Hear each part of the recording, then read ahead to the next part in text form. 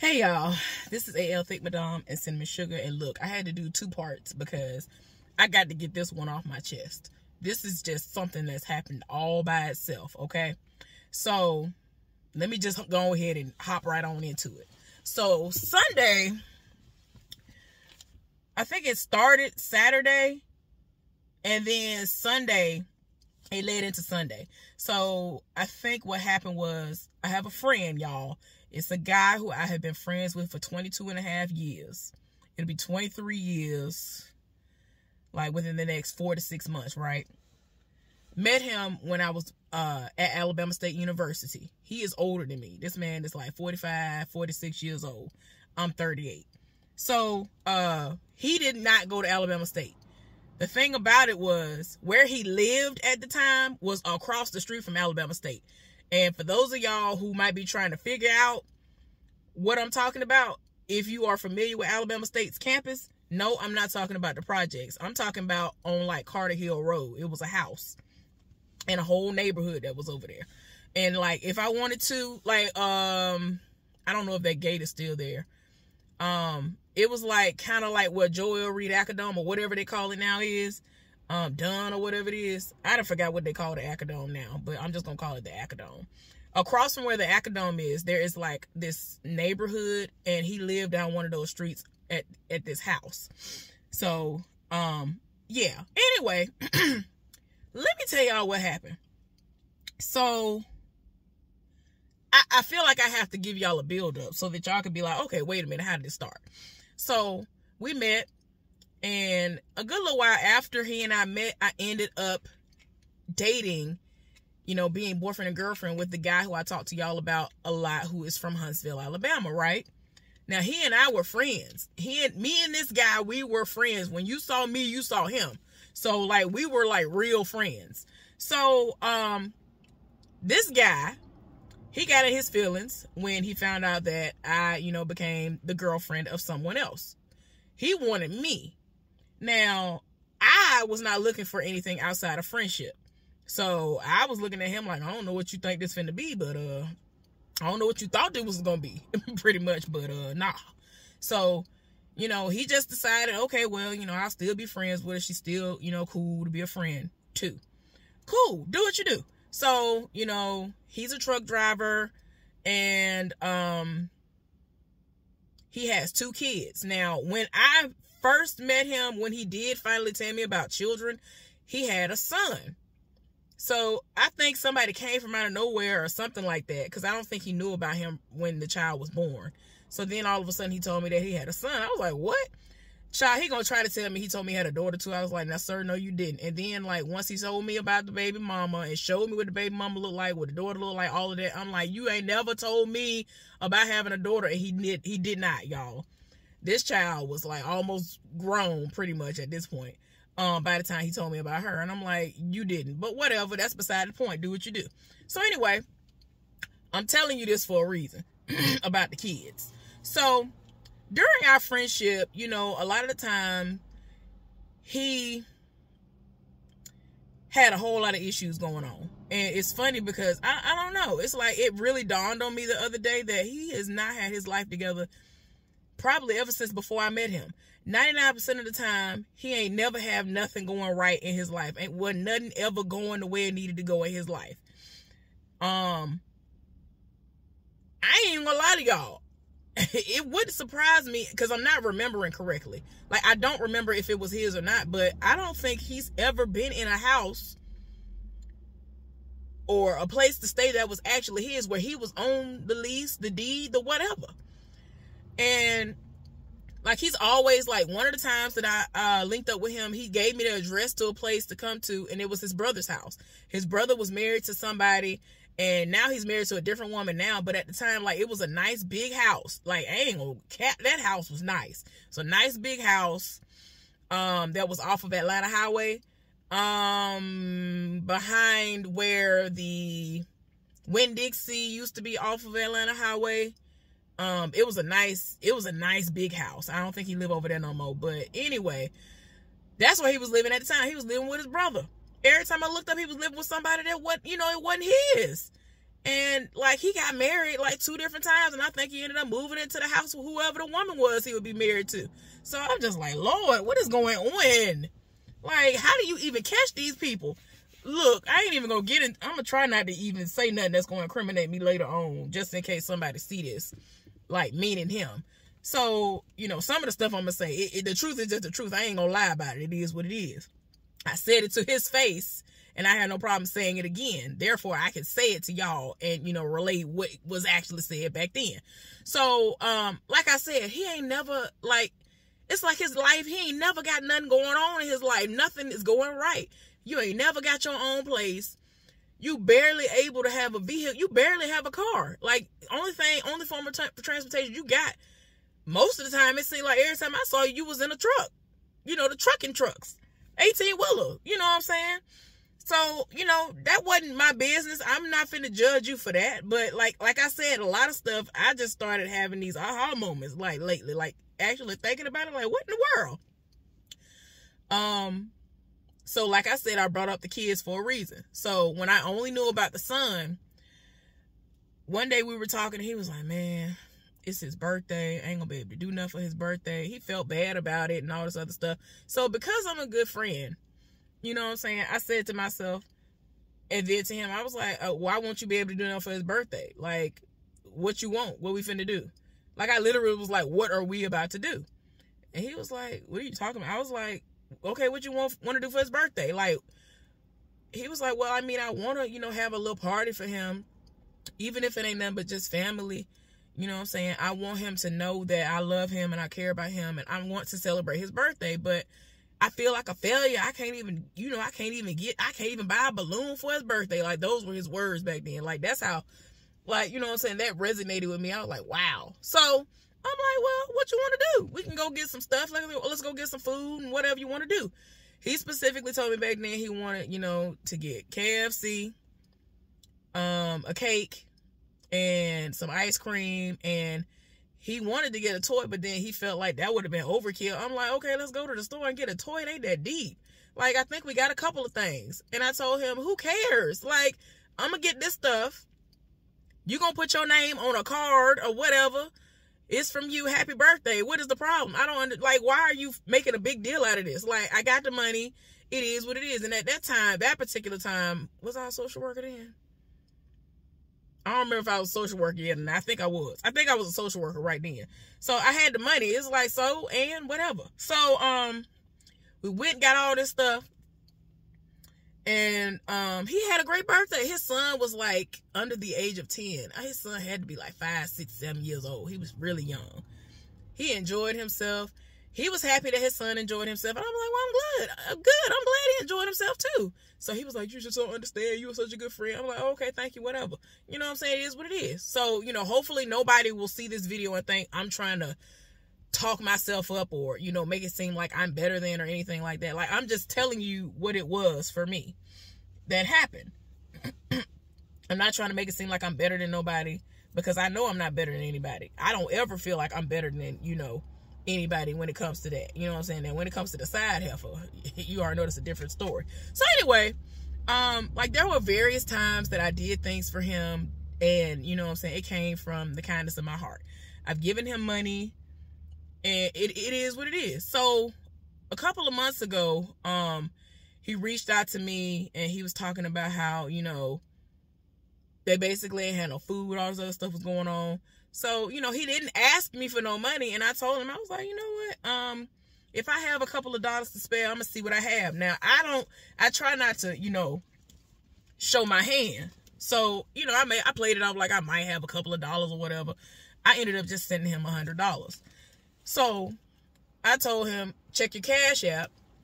I sent you a couple of dollars. So he checked the Cash App, and he texted back. He was like, thank you so much. Oh my gosh. I wasn't expecting you to do that. I don't know when I'm able to pay you back. Da, da, da, da. I was like, didn't nobody tell you to pay me back? So he was like, well, we gonna buy groceries with this. Now keep in mind, y'all, at the time, like I said before, he ain't never having his own place. This particular time, he is staying with his mama in a nursing home facility. It was some kind of like uppity type of facility. That's why I had to say nursing home facility, child.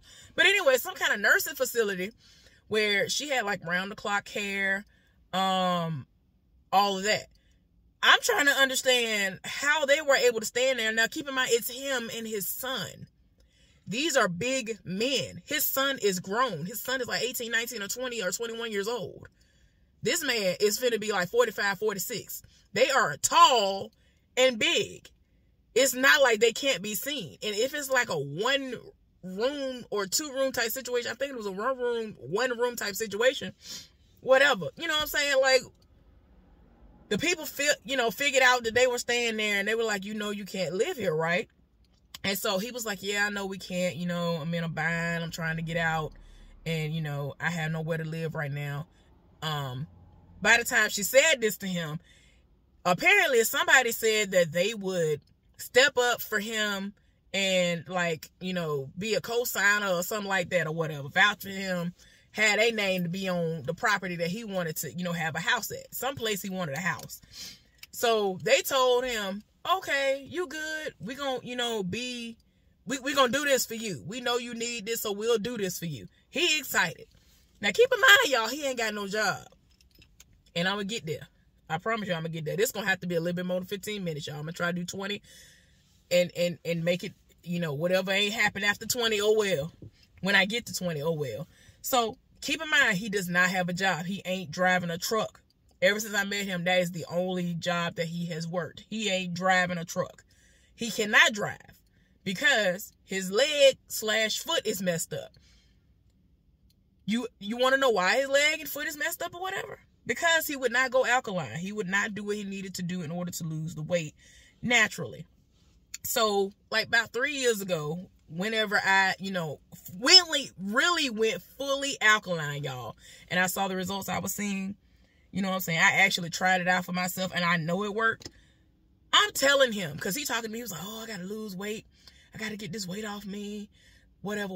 And then he started talking about how, initially he was just talking about, oh, I got to get this weight off me. I was like, oh, well, all you got to do is go alkaline. That'll drop off.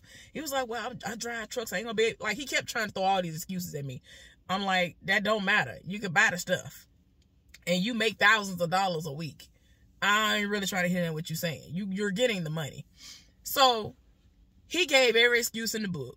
And when I tell you several different conversations on different days, I said you should go alkaline. I'm trying to tell you the pain that you're feeling is mucus. No matter where it is in your body, it is mucus. You got parasites that need to leave your body. You have mucus that need to leave your body. This is what's going on, whatever. I'm trying to explain to him.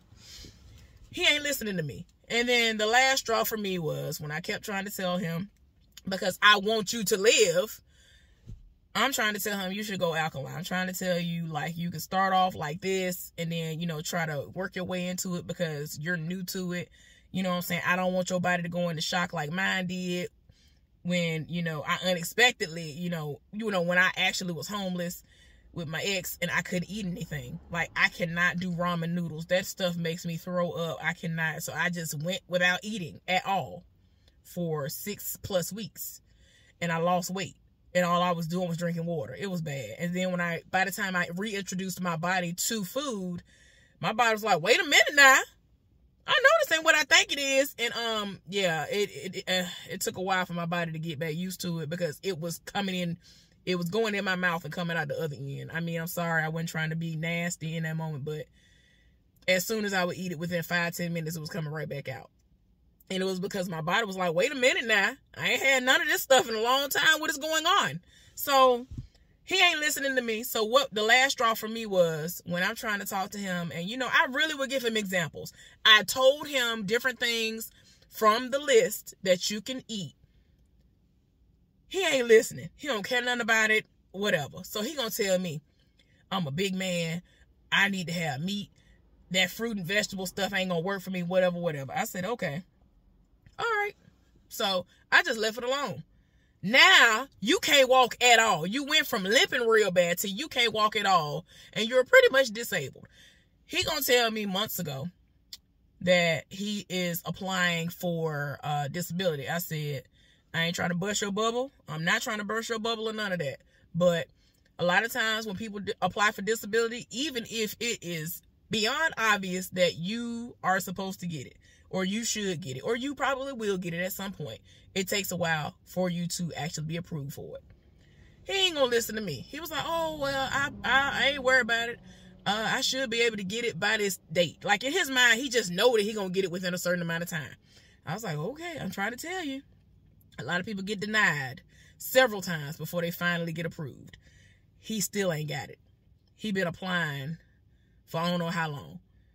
And he ain't got no money coming in. He ain't have no money saved, apparently, from when he was driving trucks. And like I told y'all before, he ain't got no bills. So how is it that you ain't got no money when you get paid thousands of dollars? I don't understand. All of your children are of age. So ain't no child support. He wasn't doing no back child support. None of that's going on. I'm not understanding where your money went. It ain't like you put it into a house. Or, like, it ain't making sense. When he got divorced, he ain't had no money like that. So they didn't take him to court for no money, no alimony and all that stuff. So it was nothing like that.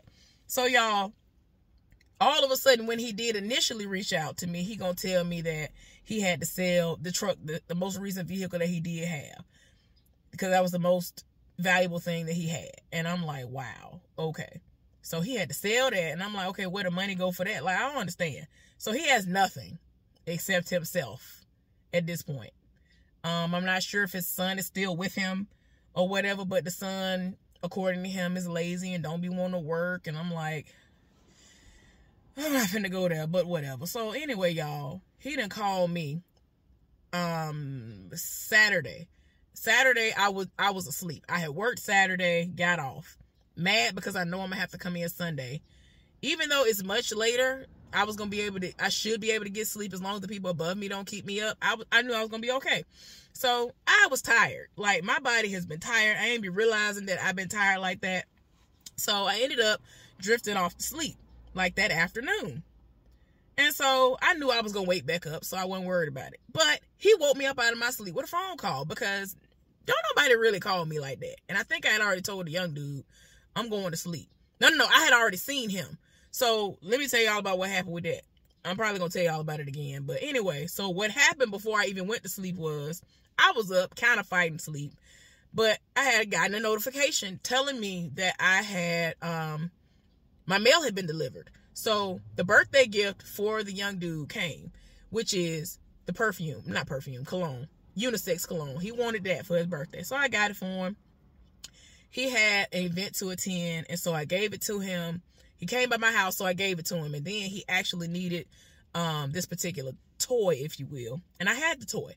So I ended up giving him, I said, if I find it within the next 5 minutes while you're on your way, you can have it. So that would prevent him from having to stop by the store to go get it. Because, you know, the baby mama thought that's where he was anyway. But little did she know, he left the function to come and get his birthday gift from me. So anyway, I said, you lucky. I ended up finding the toy, and it just was what it was. So anyway, we had our little conversation, and then he left, and then he went back to the function. I went back in the house, and I was like, let me go somewhere and lay down. Laid down. I got awakened out of my sleep by his phone call. He calling me, talking about, hey, how you doing? I said, I'm all right. How you doing? Y'all, I'm talking about I am obviously asleep. And my voice is hoarse because we had like this cold blast that morning, like an hour or two after I had gotten to work.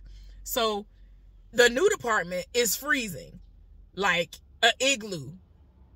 And so I'm like, oh my gosh, my voice is hoarse on top of me literally waking up. So that's just worse sounding than it normally would be anyway. So I'm struggling to try to talk. So he like, oh, well, so my response to him was, I'm all right. How you doing? He gonna say, I'm homeless. And I was like, you know, since I'm half asleep, I'm like, what?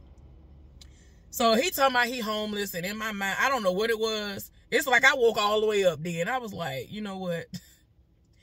I feel like this is a moment where he is expecting me to give him a handout or something. So yeah, and I'm asleep. So then he just took it upon himself, like, well, you sleep, I'll call you back later. I was like, yeah, do that. We need to talk. So tell me why he gonna call me back 45 minutes to an hour later and started calling me several times. Then one of the times that he called me, y'all, I'm gonna have to go over a couple of minutes. One of the times he called me, he had the audacity to call me right back after he had called me from his regular number, from some like random number. It was an Alabama number as well, but I'm like, I know it's you, because I know how he calls. I know how a phone call comes in to me from him. So I knew that that dummy number was his number as well.